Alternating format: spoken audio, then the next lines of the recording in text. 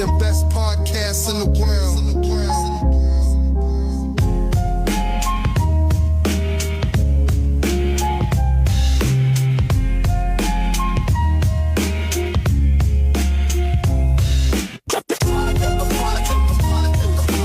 Crónica, the coolest and best podcast in the world.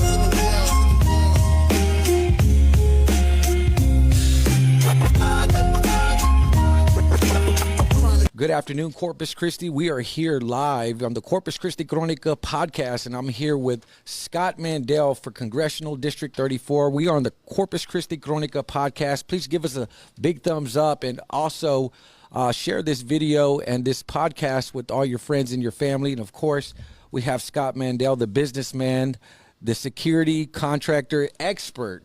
And we're going to get right into things here for the Congressional District race for District 34. Scott, thank you so much. I'm excited to have you here on the podcast. What's the what made you run for Congress this time around? You know, Eric, first off, thank you very much for having me. I appreciate the opportunity to be here. Listen, I served my community for 10 years at a local level, at a national level, and an international level.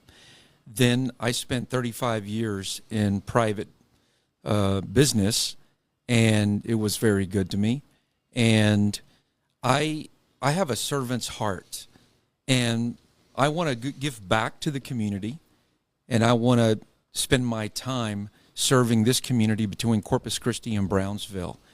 That is what I really feel is most important to me, is giving back. Right. So you ran for Congress the last primary, which was District 27. Obviously, we have new congressional district maps here for South Texas. How do you feel about this Republican primary? You have like over 9 opponents now, or I wouldn't call them opponents. I would call them just different candidates. How do you think things are shaping up right now in the congressional race? Well, you know, so we're in District 34, which goes now from Corpus Christi, pretty much Padre Island, all the way south to Brownsville. And I'm very confident that I am very well qualified for this opportunity, right, and to be a candidate, because number one, this race, as all races, should come down to the resume, and it should come down to experience. It should come down to proven leadership. I offer every bit of that, and so I feel very comfortable in this race, and all I can do is tell the people what my plans are, what I'm thinking, and then let them decide who's the best candidate to represent them. There's 3 from Corpus, including myself, and then there's several others from the Valley. Yeah, so you have a front runner right now. We put out a Corpus Christi Crónica poll. Myra Flores is the front runner. Obviously, there's been other polls that actually have been from the Washington, D.C. area, which I guess a lot of Republicans look at in a primary for fundraising purposes. Now, I looked at the FEC filing reports this past couple of weeks. You're self-funded, which is just remarkable. I think when a lot of people look at fundraising opportunities or fundraising abilities, you put in $1 million into your campaign. Can you tell us why you put in $1 million? Simple.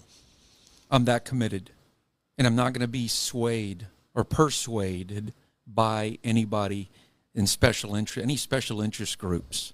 What you're getting is Scott Mandel. You're not getting any other special interest groups coming in and trying to influence what I think and or how I'm going to vote. And so it was very important to do that. And it lets the community know my level of commitment, as well as they should feel comfortable that I believe in myself that much to be able to represent them. And in addition to that, what I decided to do, and this was even the last time I ran for 27, is that I'm going to donate my salary between Corpus and Brownsville to nonprofits that need it the most. And that's how important this race is. It's not about the money. Right. It's about representing people in this district and about giving back. And that's what this is all about. So you have a lot of money, obviously, from your own bank account, pushing it into your own congressional race.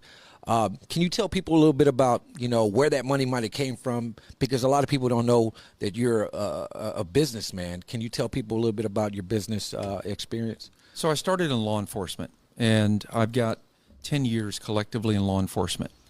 And then I started private business, and I'm a government contractor. I do security work.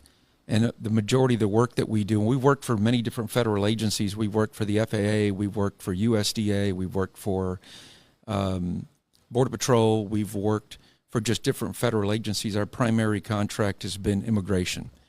And so I've been very involved in that for the last 30 years, 30 plus years. And it's been what has caused us to, number one, me, to be much more educated about what's happening on the border and with immigration. And secondly, it's given us a lot of opportunities to grow. And we've had the opportunity to do that. So been very fortunate, very thankful.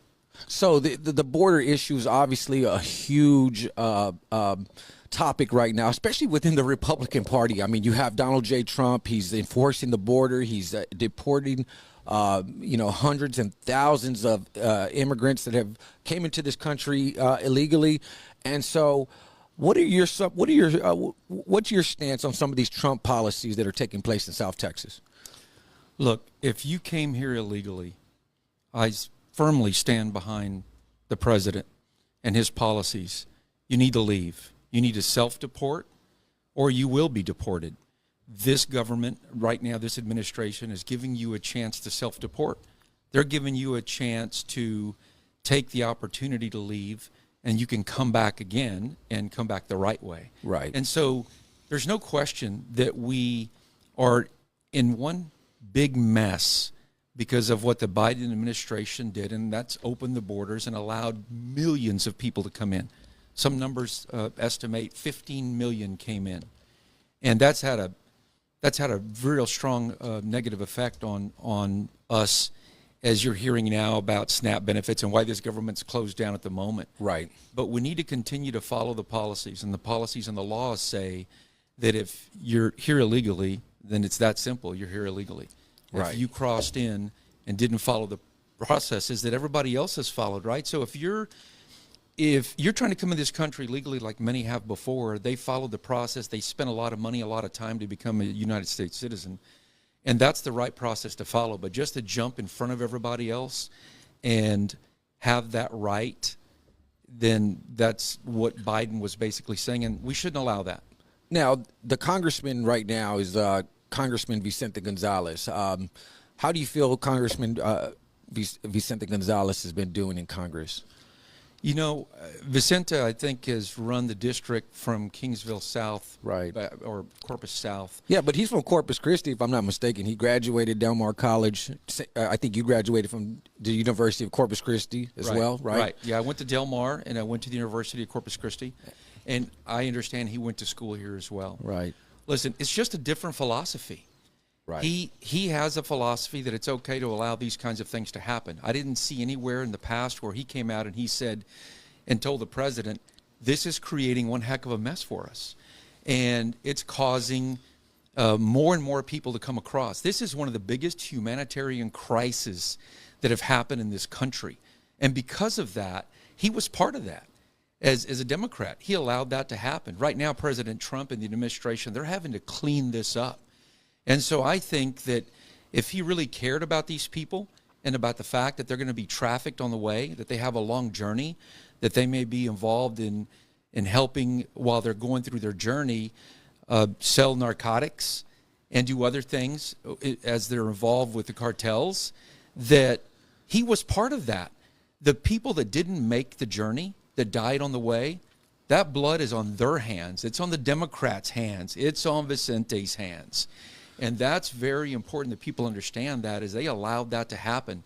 There's a right way to do things and a wrong way to do things, and the Biden administration and the Democrats did it the wrong way. So you obviously have some experience in fighting some crime. You work for the sheriff's office, from my understanding. Can you give us a little bit of, a little bit of information of how you have some of this expertise in the border and drug trafficking and stuff of that sort? So I spent 5 years with the sheriff's office. In the last 2.5 years I was with the sheriff's office, I worked in the missing children's unit, and with Guy Genovese and Steve Jensen. We were a group of three, and we worked cases not only in the county, but around the state, and even cases that that led us outside of the state as well. We became well known. I was offered a position to work with the National Center for Missing and Exploited Children in Washington, D.C. Right. I took that opportunity in 1986, and I continued my fight for children and finding children, missing children, and helping investigate cases involving exploitation. I did that for 4 years.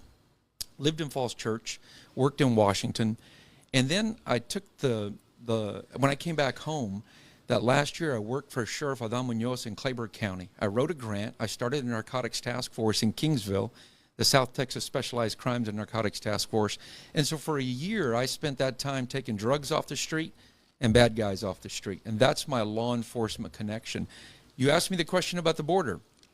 Here's why I'm much different than everybody else. It's not just my proven leadership, my resume, but I know the border and I know immigration because that's what I've done for the last 20 plus years. And that has given me a chance to understand the challenges that we're faced with today. Well, there's also another candidate by the name of Eric Flores that's running for this congressional seat. He's a former prosecutor for the Biden administration, from my information. What do you feel? How do you feel that you could do better in fighting some of the crime, drug trafficking, than Eric Flores? Look, it still goes back to the resume. It goes back to doing what I've done over my career. And now I'm ready to put that on the table and say, I can bring the results that you're looking for in Washington. And I've got the experience. That's the difference. And I know, listen, I understand his background, and I know that he worked for the Biden administration as a prosecutor, and he worked on these cases, but he worked in the Biden administration. And it was for a limited period of time. And I think even as military, he did some work on the border. I've been doing this 20 plus years. I'm the only candidate, ladies and gentlemen, that took a plan to Washington, D.C. in 2013 and 2018. And this is how beat up this is, but this is called Abacus. And Abacus, it's America's Border Immigration Control and Unified Systems Project. And I did this long before he was probably still in high school when I did this, or in college. But this shows you what I was doing back then. And it's how to better secure our border and how to deal with our immigration crisis before it really became the crisis that it was during the Biden administration. Now, moving forward on another candidate that's running in this Republican race, we have Senator Adam Hinojosa's brother, Fred Hinojosa, who has announced that he's running. You two guys, are probably going to be the top Nueces County guys here, and I'd say that generously to Fred, but to you, Scott, what differentiates you from Fred Hinojosa, and what differentiates you and him, and what makes you a better candidate? For me, it's real simple, and it goes back to what I've already said, and that's the resume, experience, proven leadership. And I'm not riding on somebody's coattails. I'm not hoping that I can win because of, a relative that is in office. And I've got the ideas, right? I've been very successful. I've started multiple businesses in this community, and one is the security business, and the other is Mandel Homes. We build houses, been doing it for many years now. And I've got a lawn and landscape business that I've been doing for many years. And they continue to operate successfully. So I know about business. I know about jobs, job creation, because I do it. I just don't talk about it. Some candidates just say, I'm about job creation. I'm about this and that. The problem is they haven't done it. They can only talk the rhetoric, but I can walk the walk. There's no question about that. Now, in today's, society, we have like the far right, and then we have the far left, which causes a lot of, I would say violence, but a lot of arguments here in this country. Where do you lean politically? I know you're saying you're Republican, you're conservative. Are you a moderate Republican, or are you a far right Republican? I'm a conservative Republican, right? And everything I look at, because I had to be conservative in my business. To succeed, you've got to be conservative, and you've got to be smart about it. And so I've done that. And I want to bring that same level of attention to Washington. And I want to stay, I'm always going to be conservative. And you've got to find ways. Look, there's a lot of programs out there that they keep ticking up the debt. And that's one thing that I'm going to look at. And I know that President Trump started that with Doge and said it's time to cut some of the fat that's here. Let's clean some of this up. I want to continue to do that. I'm great at finding that. That's actually how my business model succeeds. It's not just running a contract, it's creating efficiencies. That's what separates me also from everybody else. Yeah, so the front runner, Mayra Flores, what do you think about her? I think that she's doing very well on social media, but do you think that's all hype, or do you think that's just, what do you feel about Mayra Flores? You know, so listen, Mayra did a good thing early on where she helped the party. There's no question. She had the support from the administration, and she started off really well. And she was elected for 6 months, and then the district changed. And then after that, so did she, in my opinion. I think that she's had 4 years to do what she's doing. She is a social media influencer. As I understand it, I'm not sure what her job is. I'm not sure she has one at this point. But as I am told, she lives off her campaign funds. And if that's true, then that's not good at all. I think the party needs to be very concerned about who they put forward against Vicente Gonzalez. And if that is true, then I think it's very important that she look at this and evaluate this, because there's other things that she has had happen to her since the last election. And I'm going to say this. She has talked about being endorsed by a number of people, including the president. My question right now is, are you endorsed today by the President of the United States? I would love to see anything that shows me that you are endorsed by anybody in writing other than saying it. And I think that's the important thing, is that you can say what you've done in the past, you know, and that's great, but things change. And I think that the administration and the NRCC, they're looking at this race and trying to decide who is the best qualified for the race. I'm not sure they're going to endorse anybody at this point. Right. I think they're going to let us battle it out.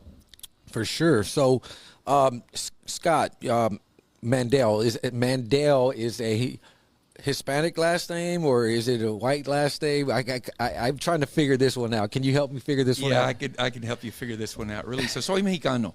Hablo español. Mi gente viene de Mexico. And so I do speak Spanish. I speak fluent Spanish. Mandel is German. Right. And my great-grandfather migrated from Germany and moved to Hebronville. Right. And then married a couple of Mexicanas. Wow. And then they moved to Alice. Right. And that's my pathway.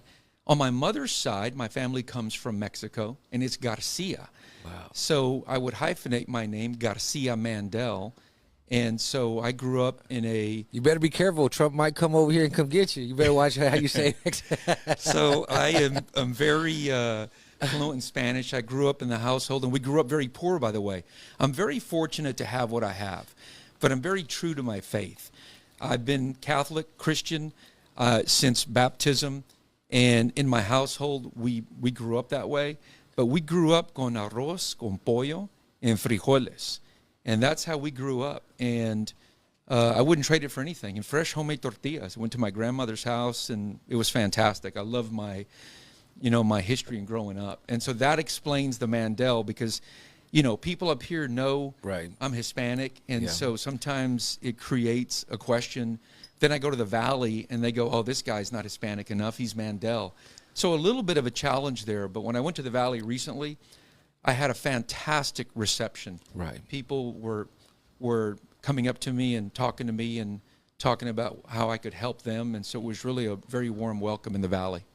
Now, so, from my understanding as well, is that you come from the barrio. You come from the La Armada area off of Air Street. And if anybody doesn't know that, that's one of the most historic streets right here in Corpus Christi. How did you get out of that whole situation? I mean, because some people say, man, it takes a lot to make it out the hood. Give us a little bit of background on how you made it out the hood. So I grew up on 3 streets that are all what I would consider hood streets. And one is La Armada, at Rojo Street, and one is Sarita, where my grandparents lived, and the other is Buford, and that's where my other set of grandparents lived. And so I didn't know I was poor growing up. We always had fun. We went outside and we played football, baseball, marbles, canicas, as they called them back in the day. Yeah. And I didn't have any idea that I was poor until my grandparents secured an opportunity for me to go to Incarnate Word, St. Patrick's and Incarnate Word. And it's then that when I went and I hung out with some of my friends and I saw they all had cars, I went to some of their houses and I said, wow, how many people live here? That's when I realized that I came from a different environment, right? And so to get out of it, Eric, I got a job and I went to college. I went to Del Mar College. And I was working on my 2-year degree for 4 years because I was working nights, graveyards. Right. But I didn't quit. Right. And then I ended up going to, this was in my 30s, and I ended up going back to Texas A&M University, took my hours, transferred, and got my 4-year degree in criminal justice, and then got my 6-year degree, my master's program in public administration. And so it's a level of tenacity. It's not giving up. It's believing that there's more. And that defines me. At 14 years of age, I was collecting aluminum cans when that was popular. Oh, yeah. I was on the streets of Leopard at the bars on Sunday mornings after the big weekend and throwing aluminum cans out of the trash can that I jumped into. And I collected all those cans. And my grandparents would drive me around. And then I went and sold them. And then I worked at Western Auto on Air Street, and I worked there sweeping the floors. I know what it's like to struggle. I understand the challenges.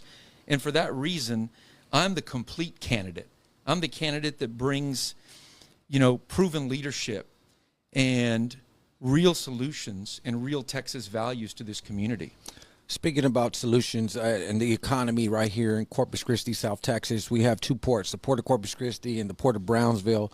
Obviously, the Port of Corpus Christi is raking in billions of dollars in revenue. Just recently, Chenier just announced a $6 billion revenue announcement there on social media and throughout the news. What are some of your ideas to bring jobs and make them not just jobs, high paying jobs for locals right here in Oasis, Corpus Christi, Texas, because the Port of Corpus Christi right now is, they don't hire locals as much, and they really don't have those degrees there for Del Mar or the University of Corpus Christi for those locals to get those jobs right there at the port. What are some of your ways that you can provide more local jobs to locals? Right. So first, the Port of Corpus Christi is number 3 on the rankings as being one of the largest ports in the country.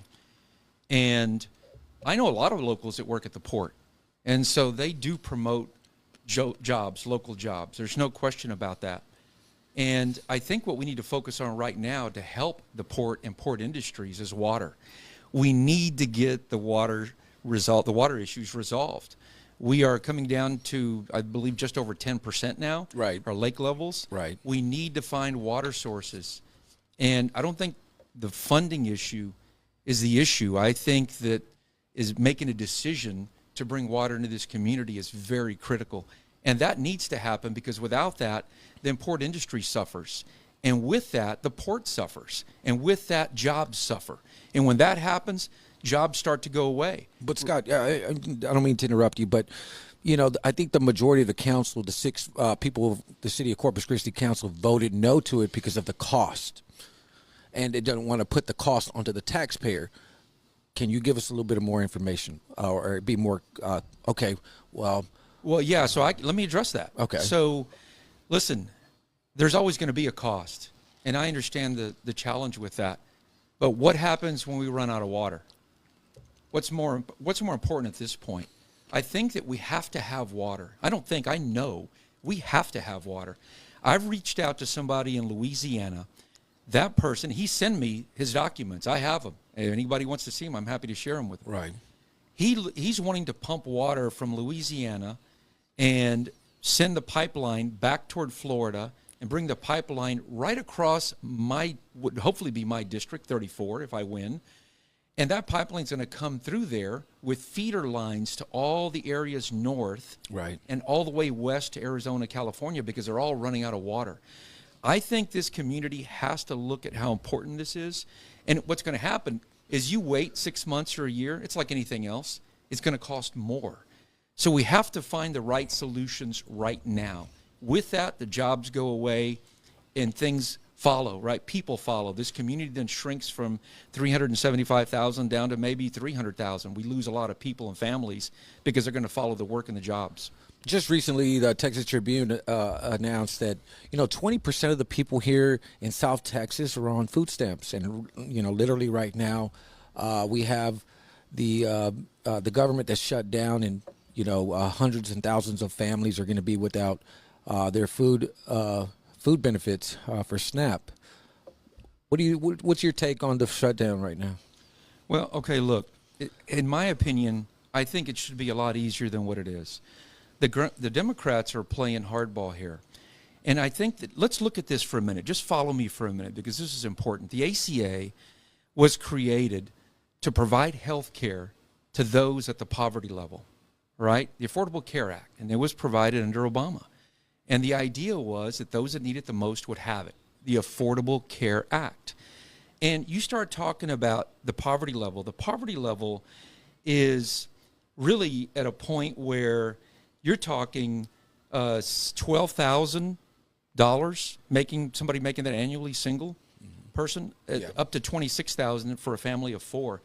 What the ACA allowed you to do was you can make 4 times that and still qualify for this benefit. So that took it to $51,000 to $105,000 for a family of four. If the family made that, they qualified for ACA. Then comes along the American Rescue Act in 2021, and that was under the Biden administration. Follow me, because this is really important. Under the Biden administration, they created that. And I'm going to get to SNAP in a minute, but I'm going to tell you how we got where we're at today. It removed the 4 times the limit. Wow. It took the cap off. Right. And when it took the cap off, 13 more million people joined the ACA. Gotcha. So we're at about 24 million people now. Also, and let this go live, right? Let this make it out there. And what did they say? Go viral? The Biden administration in 2022, a year later, created the Inflation Reduction Act. And you know what that act did? That act took all the credits away December 31, 2025. They removed it. And they're fighting for that right now. They're saying that, wait a minute, no. They want to extend it, correct? They want to extend the Right. Inflation Reduction Act is what they want to do. When they said, no, it's going to finish December 31, 2025. Yeah. There has to be a balance, ladies and gentlemen, with the Democrats. They have to understand that a clean resolution is just that. Go back and end it as it's planned. Go back and negotiate with the Trump administration, and let's evaluate it. Because here's what we do, right? This is what I would talk to them about. Right. 4 times the rate right now is what's allowed under the original ACA Act. I think Trump can create something called the Trump's Responsible Health Care Act of 2025. Right. I think you increase that cap from the original 400, right? Let it expire under the Inflation Reduction Act of 2022. Take it now and extend the 400 to maybe 5 times, 500, maybe 600. Keep some people on that need to be on, but not anybody receiving benefits that's here illegally. That's where we need to draw that line. Absolutely. Speaking about health care, right, and the Affordable Care Act, or also known as Obamacare, we have, the state of Texas, #1 in uninsured people. Where's the solution in healthcare? Because even in the district of District 34, Willacy County in particular doesn't even have a hospital. They literally have to travel 45 minutes away to Harlingen, McAllen, that sort. This actually affects a lot of people right here in the district. What is your take on that? Well, I think that, look, this was created again in 2010 to help those people. Right. And I think the last time I was on a radio show, I heard a comment about how somebody, a singer, Tejano singer, didn't have insurance. Right. Which stunned me. That's Bobby Pulido, by the way. Bobby Pulido, yeah, that didn't have insurance. Right. And so this is there for a reason, to help those people. And people that are uninsured, if they're not under this plan, then someone's going to pick up the tab. Right. Because if you go to local county hospitals, that's passed on to taxpayers one way or the other. But they need to be aware of this. And if they meet the requirements, because the requirement, again, is $12,700, right? Right. That's the basis of the poverty level. Gotcha. If they meet that, they qualify. And then they're going to pay only based on what they make, a percent of what they make. That's inclusive. And I think President Trump can come back and he can work on that and still have a cap, because, ladies and gentlemen, we have to have a cap. That's the problem. That's why we're shut down right now. That's part of it, at least. Right. But we have to have that cap. So extend the cap a little bit, find a way to go back to the table. But the Democrats, this is harming us to the tune of billions of dollars being closed. And one of the bills, I'm going to tell you a little bit about some of the bills I'm going to sponsor in a minute, because this is going to segue into that. One of the bills that I will sponsor is never again. This is, ladies and gentlemen, I'm assuming people can see this, but this is the Constitution. Right. This says we the people, Right. not we the government. Right. You don't have a right to shut us down. You don't. You do not have that right. I want to be sure I take that right away from them. They have it now, right? They've done it before many times. Right. There's a senator wanting to introduce legislation that says, no more can we do this. It harms millions of people that rely on a paycheck. And we should not be holding these people hostage as politics are played. The Democrats, Vicente, you've got to go back and tell your people that they need to understand how critical this is, because most of the people in this district are suffering from that, including the SNAP benefits that you talked about earlier. Right.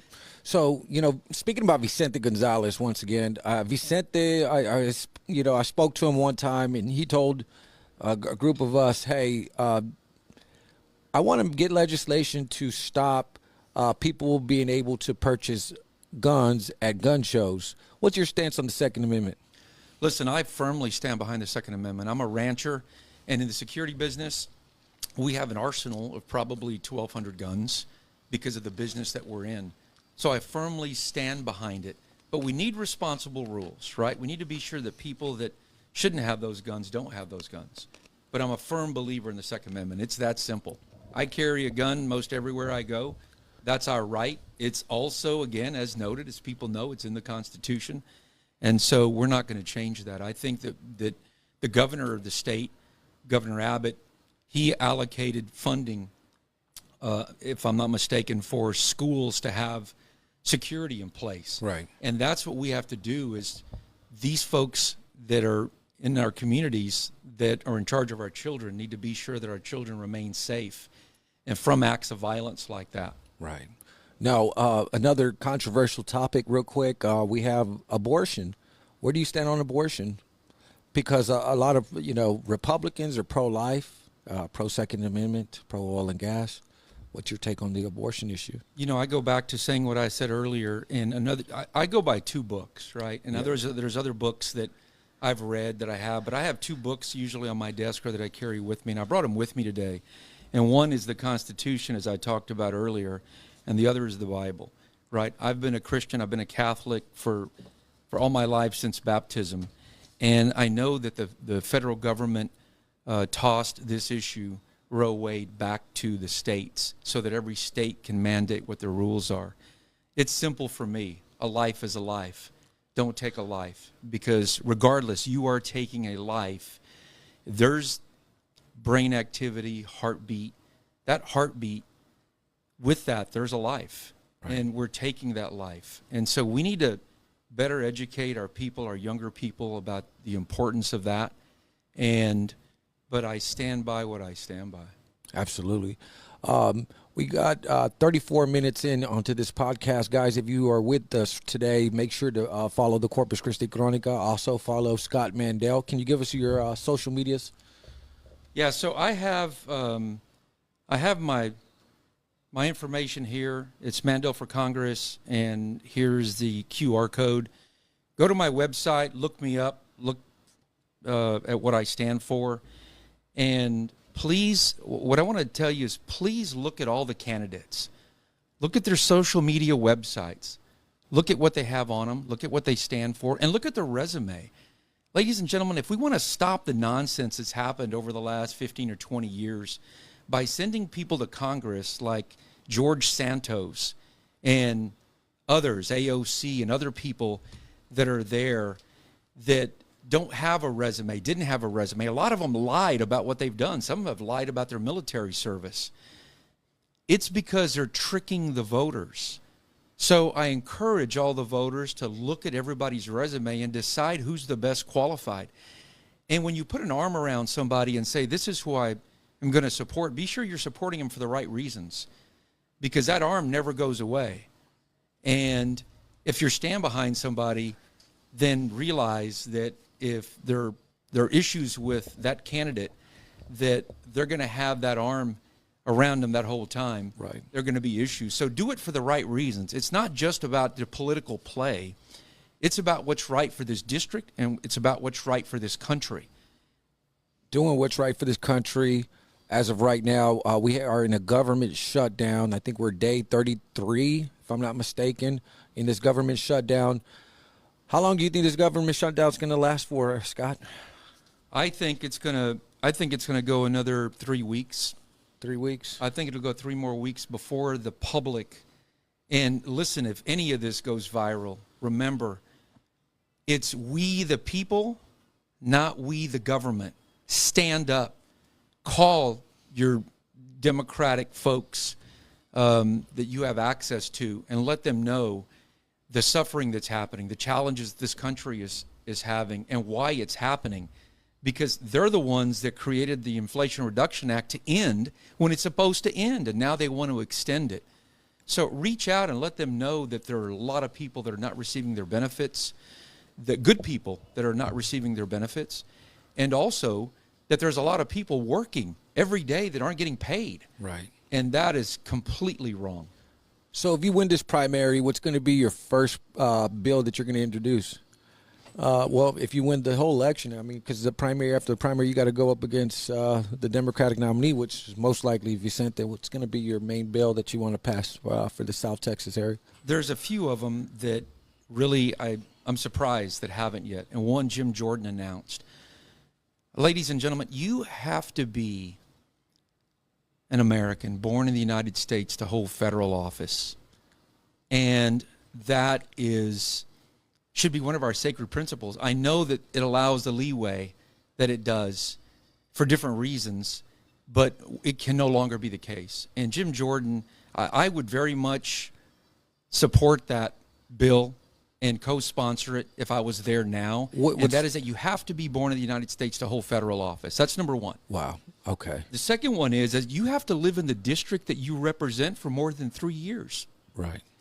There are 3 people in this race that don't live in this district. Wow. 3 people that want to represent us that don't live in this district. Wow. And one is Allen. Who's that?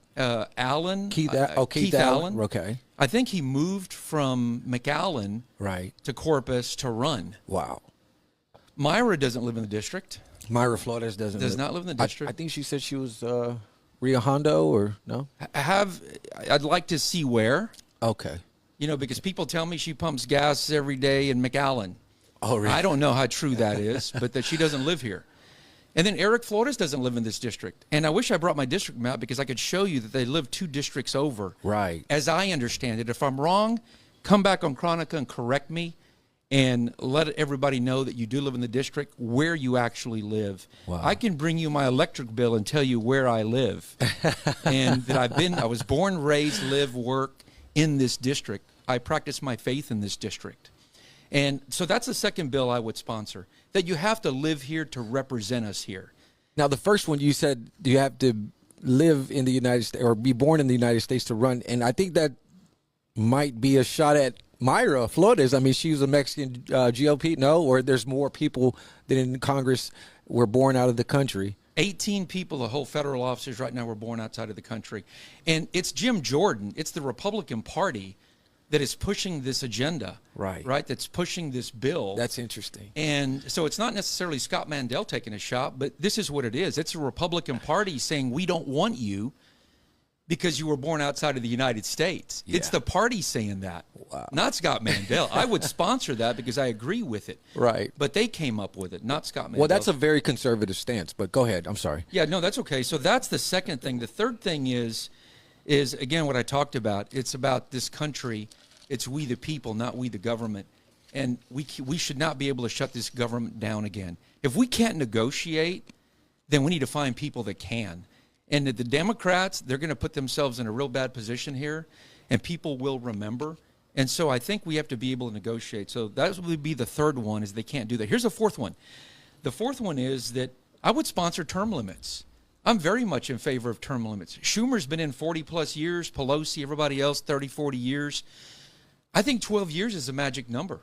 Really? That's okay. the magic number. I think the president should have 12 years, 3 4-year terms. Right. I think that the Senate should come down to 4 years instead of 6. Okay. And that they should have 3 4-year terms. And I think Congress should go up to 4 years and have 3 4-year terms.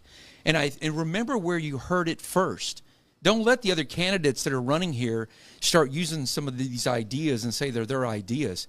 I'm the guy that comes up with these ideas. We'll take it further than that. The city council, what do you think about the council terms?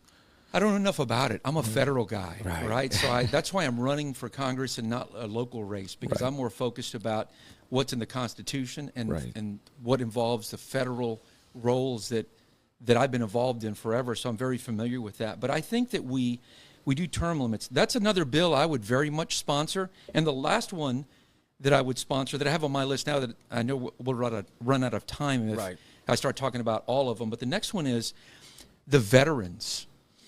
The veterans. You take, and again, here first, you take the veterans. The defense bill is $1.3 trillion. Right. The veterans, that's their budget. The Right. veterans budget is $4.4 billion. Right. 0.39% of the money that we spend on defense goes to the veterans. That's not even 0.5%. Right. I want to raise that to 1%. Right? I want to take it to 1%. I want to get the VA out of the medical business. I want our veterans to go to any doctor they want to go to. Right. And these doctors accept TRICARE because it's going to pay them a reasonable amount. And I want the VA to get out of the veterans business, hospital business, Right. and get into the payer business. When they're doing that, then our veterans get the care that they deserve. Let's raise that budget up, and let's also tie it that when that budget goes up, the veterans, the VA money's budget goes up as well. When we tie it, then we truly respect the people that wore that uniform, because when that uniform comes off, does not mean that we should treat them with less respect. Gotcha. Last question, Scott. For those that are watching out right now and you running for Congress, where's one place that you would take someone in District 34 to show them the heart of District 34?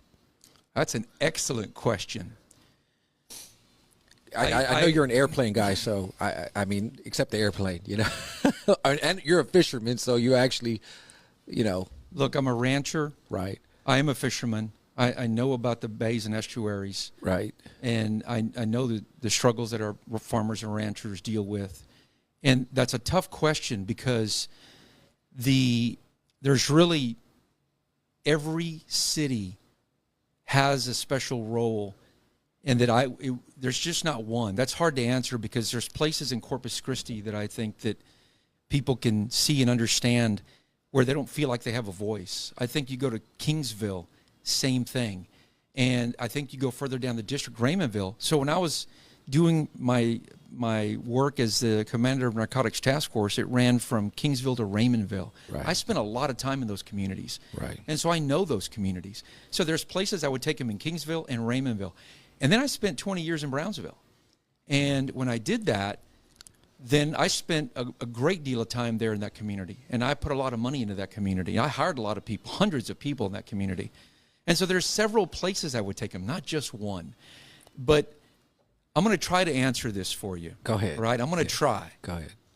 They're all very important, but I would go stand at the port of Corpus Christi. I would stand by the port for a number of reasons. Number one, because we need water.